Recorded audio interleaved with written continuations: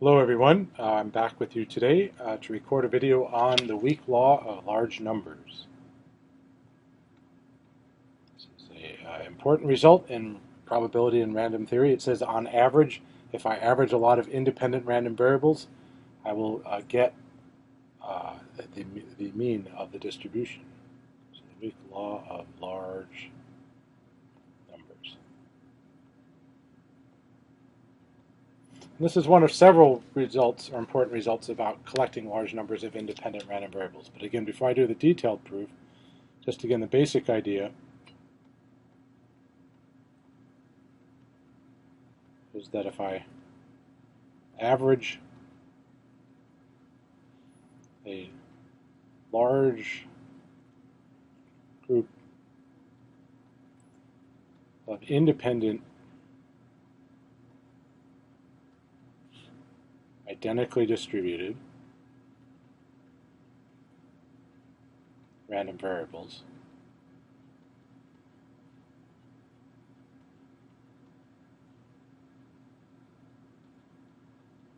sometimes we abbreviate this whole idea of, you often see this idea of independent and identically distributed abbreviated as IID. So if I say I have a group of IID independent identically distributed random variables, the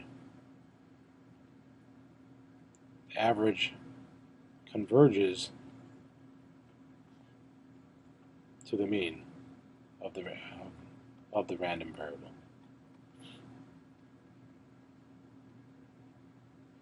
There are actually a bunch of different variants on weak laws of large numbers, and there's also a strong law of large numbers. We're just going to look at one simple case today. In order to show this, though, we need to start by proving a couple inequalities that will make this very simple. But again, so the basic idea is that we're going to say that if we let S sub n be the average, the sample average, let's say little m goes from 1 to n, of some random variable x of m, that the limit as n goes to infinity of s of n is equal to the expected value of x in probability. Let me say this is convergence in probability, and I'll show you in a minute what that means. That means that there is a strong probability or there's very low probability that the answer is meaningfully different from e of x. In order to set this up or to prove this, though, we need to begin with a couple things, and one of them is, in fact, the Markov inequality. There's sort of two pieces we need to build up to this proof. So what the Markov inequality says is for a non-negative random variable x, i.e. the PDF, f of capital X, equals 0 for little x less than 0, the probability that the random variable is greater than or equal to alpha is less than or equal to the mean of the distribution divided by alpha for any alpha. Okay, so that's an important sort of corollary we're going to use here. And this is actually pretty straightforward to show. It just proceeds directly from the definition. So I say, well, in general, the expected value of x is equal to the integral from 0 to infinity of f times the PDF, which is f of x dx. Okay, that's an ugly infinity. Let me fix that up. So that's pretty straightforward. And I can make I don't need to go from minus infinity to plus infinity because I know the PDF is 0 for negative values. So I can simplify it like this. I can then say, well, I know because x is always positive and the PDF is always positive, or at least 0, I can say this has to be, what I just wrote here, has to be greater than or equal to what I would get if I chop this off. So I threw away the integral from 0 to infinity. I'm throwing away something, this part from 0 to infinity is always positive. So what I threw away has to hurt me. I have to make this thing smaller. So I can say that the thing I started out by writing must be greater than the integral from alpha to infinity of x times f of x dx. And I should mention, we're sort of assuming here, for this to be meaningful, that alpha is bigger than 0. I look at that for a minute and I say, well, within this integral here, let me sort of highlight this, this x here, this is always greater than alpha. That's not a very good way to write it, but you know what I mean. That as in the integral, as x goes from alpha to infinity, x is always at least as big as alpha. So I could say this integral itself must be bigger than using the smallest x in the interval. Right? So going back to my white color, I say this integral is itself bigger than the integral from alpha to infinity of alpha times the PDF. Right? Because I replaced x by the smallest value it has anywhere in that integral, and these are all positive, so nothing can cancel. So I say I can pull that outside, so I get alpha times the integral from alpha to infinity, the PDF f of x dx. And I say, well, if I integrate the PDF, this piece here now, integrating the PDF from alpha to infinity is just the probability that x is bigger than infinity. Right? That's fundamental when we first saw PDFs. So I can say this thing here is equal to alpha times the probability that the random variable x is greater than or equal to alpha. So now, looking at all this, I say this, putting all this together, I've got e of x through this chain of inequalities is greater than or equal to, if I write this out afresh, e of x has got to be greater than or equal to alpha times the probability that x is greater than or equal to alpha. So I can solve this the other way. If I just slide up the page a second. Oops, I'll undo that. All right. So make myself just a little more room here at the bottom. We're almost done with this part.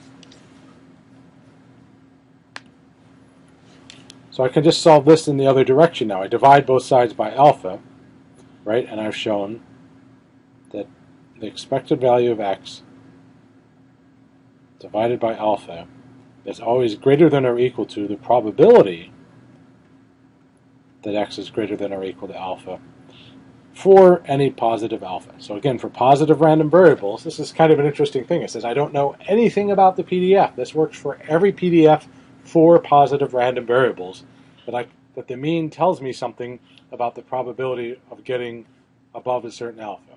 That as alpha gets bigger, you'd figure that gets harder, and in fact, sure enough, the probability gets smaller and smaller. So that's the first step. Next step, need another page. Oop, too far, not done yet. Add a new page in here. The next step is to using the Markov inequality, we can prove another important inequality called the Chebyshev inequality.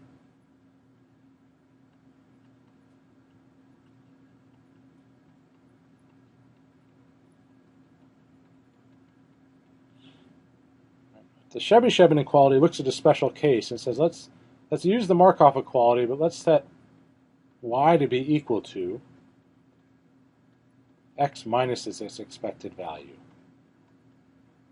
squared. This is actually not surprising these two are connected, because if you go read up on some history, you can find out Chebyshev actually was Markov's advisor, graduate school advisor in mathematics. So Chebyshev taught Markov, so it's not surprisingly that among the many important contributions both of them made, some of them related.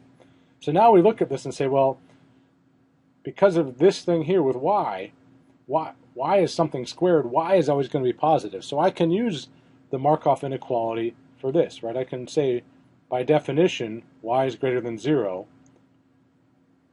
So I can say that f of y is equal to 0 for little y less than 0, since the random variable y is always non-negative. So and in fact, if we look and say, well, what's the expected value of y?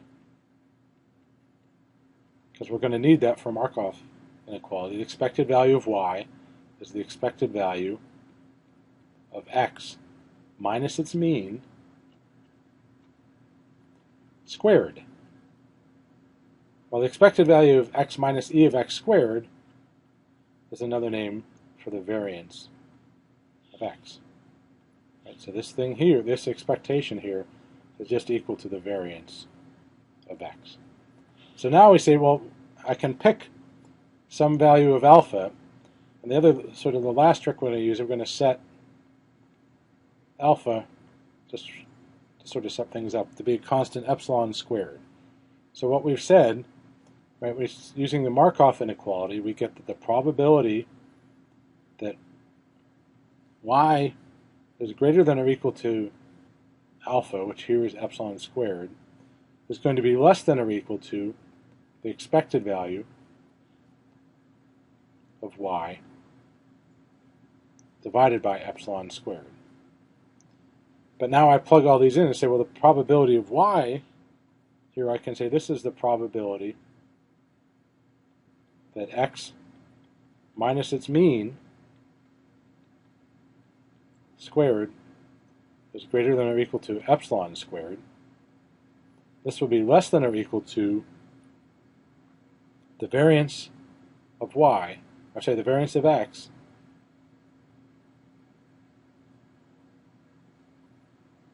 divided by epsilon squared. So now I can look inside here and say, well, both of these things are going to be positive and squared, so it's an equivalent event to say that the event that x minus e of x squared is greater than or equal to epsilon, since x is going to be equivalent to saying the absolute value of x minus e of x must be greater than or equal to epsilon. So it's sort of the trick I've used, but this side doesn't change. Be careful. Sometimes people mix this up and think they have to get rid of the square root on both sides. But I don't. So this is the Chebyshev inequality, where I set this up here like this. So this says the probability that x minus the absolute value of x minus its mean. So this is a statement about how likely I am to get x away from its mean relates to the variance of x as well. So first I saw the probability of getting x above something, right, going back to the Markov inequality.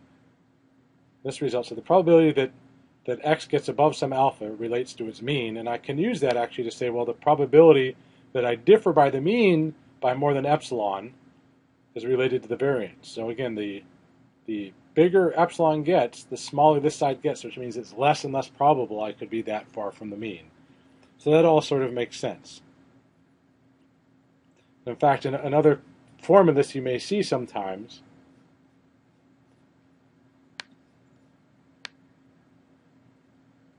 is if I let epsilon be equal to n times the variance. If I finish this off, if I let epsilon equal n times sigma squared,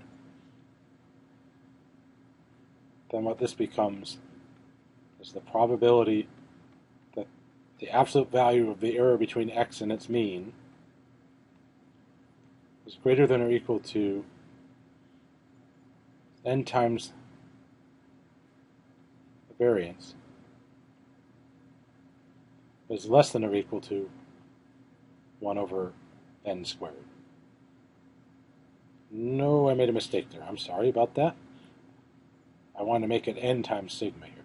My apologies. Let me just clean this up. I should have made this choice here. So I say let epsilon be n times sigma, then this thing in here becomes n times sigma, but that becomes n squared. Sorry about that. So if I say, so why is this important? It says, well, the probability that I'm more than n standard deviations away from the mean for any PDF must be less than or equal to 1 over n squared. Sort of fix some of my eraser damage here. Again, the probability I'm more than n standard deviations away from the mean is less than or equal to 1 over n squared is another common form of this.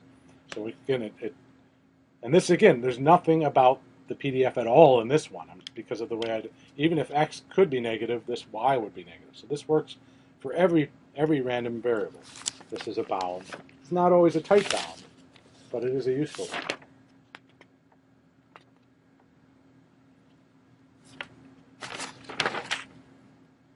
All right, so now we have the two building blocks in place. We need one more page, or maybe one more piece. So now we can show the weak law of large numbers.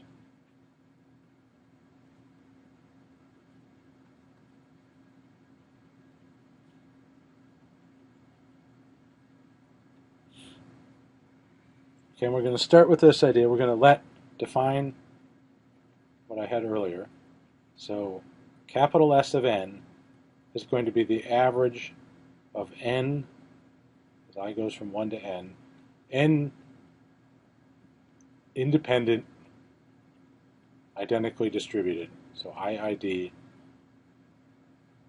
x of I, which has some mean we'll call m sub x, just to simplify it a little bit. For this to work, this has to be finite.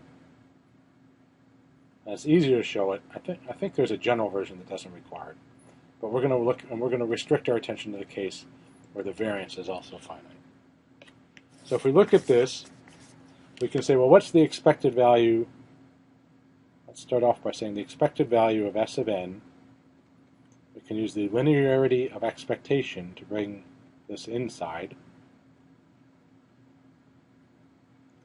So I get this sum here, which is 1 over n times the expected value of x of I, we just said is that. So the expected value of S of n is the expected value of x. So that's a good first start. So this is important because it says S of n is an unbiased estimator. And then we say, what's the variance of S of n? Well, we know this is, if I take a sum of independent things, right? So if I add n independent things, I add their variances. So these all have the same variance. So the variance of this sum is n times the individual variances. And if I multiply by 1 over n, I get scaled by 1 over n squared. So what I end up with is this is the variance of 1 over n times the sum as I goes from 1 to n of x of I. Well, this part here, the variance of this is n times the individual variance, because I'm adding n independent random variables. And then when I scale with this, the variance gets 1 over n squared. So by the time the dust settles, right, when I scale by a constant, the effect on the variance is squared. So I have 1 over n squared times n sigma x squared. So the variance of S of n, the sample mean, is 1/n the variance of the individual things. That's one of our important fundamentals here. When I average IID random variables, one of the big ideas in random signals, and in fact, a lot of statistical signal processing, when you take away all the notation, comes down to the fact that when I average IID things, I get the same mean, but I reduce the variance, and so I'm usually improving something in a signal processing sense. All right, well now I have all the pieces I need. If I remind you, looking back for a second, if I want to, I could apply the Chebyshev inequality, because this says, right, the probability that x minus its mean is greater than or equal to some epsilon is related to the variance. Well, if the x I want to use now is this S of n, so I can apply the Chebyshev, because now I have the mean and the variance, I can apply that. So I can go and say here that the probability that the absolute value of the difference between S of n and its expected value. I'm going to pause just for a minute and clean this up a bit. Ooh, oops, bad. Didn't mean to undo all that. See, I'm out of practice here. Is there an undo command? Yes. Save my bacon. This is what happens when I don't make enough videos. I get out of practice. Okay, I want just a little eraser. I'm going to move everything down just a little. Okay. Calm down a little now.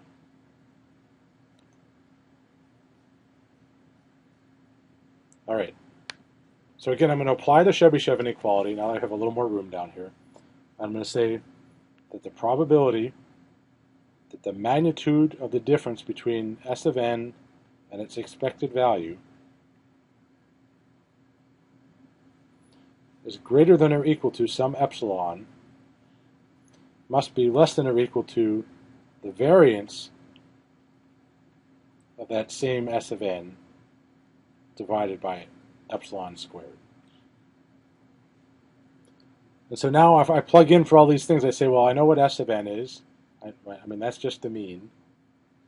I know the expected value of S of n is the expected value of x.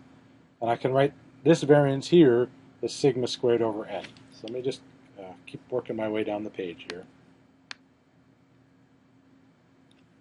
All right, so I can say this is equivalent to saying the probability of the sample mean for n terms. I'm just going to leave that as S of n. I'm not going to plug in the sum. But I know the expected value of this is x. So the probability that the sample mean is different from the true mean by more than epsilon must be less than or equal to the variance of this, which is sigma x squared over n, and then there's another epsilon squared in the denominator.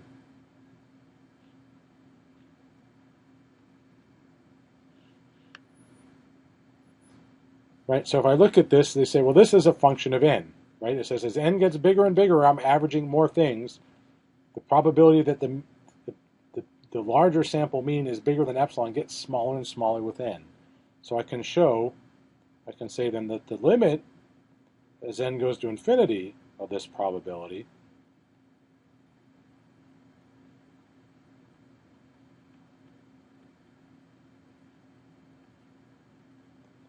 that I differ by epsilon, and the limit of that is less than or equal to the limit as n goes to infinity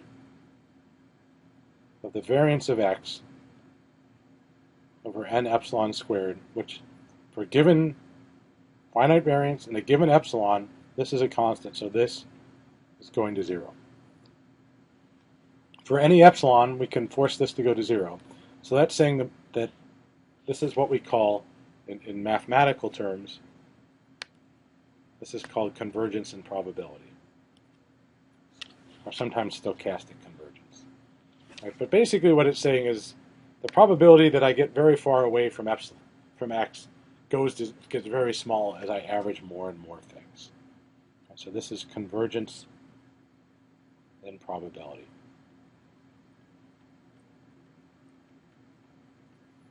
All right, so I've sort of built this up one piece at a time.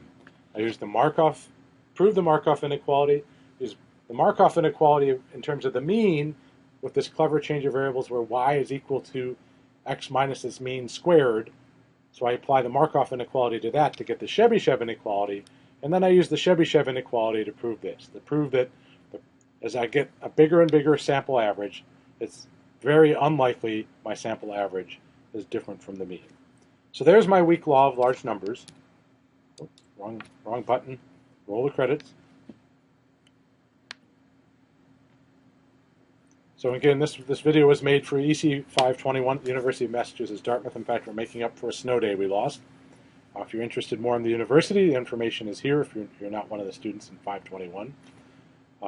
Thank you again, and I'll be back in a little bit with another video talking about the central limit theorem, which is another of these asymptotic results. Have a good night.